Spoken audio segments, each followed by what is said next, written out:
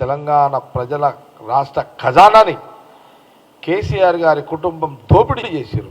ఎంతో కష్టంతో కూడుకొని 9,000 కోట్లు రైతు బంధు ఈరోజు రైతులకు వేస్తే రైతులు సంతోషం ఉన్న టైంలో ఇంకా మా మీద బురద జల్లే కార్యక్రమం వాళ్ళు చేస్తున్నారు. తెలంగాణ రైతులకు స్పష్టత ఇవ్వాల్సిన అవసరం ఉంది కాబట్టి ఈరోజు మీడియా ముందుకు వచ్చి నేను మాట్లాడడం జరిగింది. ఆ సంపదను సృష్టించిన దాంట్లో నుంచే సంపదన అంటే ఏంటిది? ఏదో సంపదన అంటే 2 రకాలుగా ఉంటుంది. ఒక దిక్కు అప్పు తీసుకుంటూ మళ్ళీ ఒక దిక్కు అప్పు కట్టాలి. ఇక్కడ ఏం జరుగుతున్నది? వాళ్ళు చేసిన అప్పుకు మిత్తి కట్టుకుంటూ ఇంట్రెస్ట్ కట్టుకుంటూ దాదాపు 6.5-7 లక్షల దాకా వాళ్ళు అప్పు చేసిపోయారు.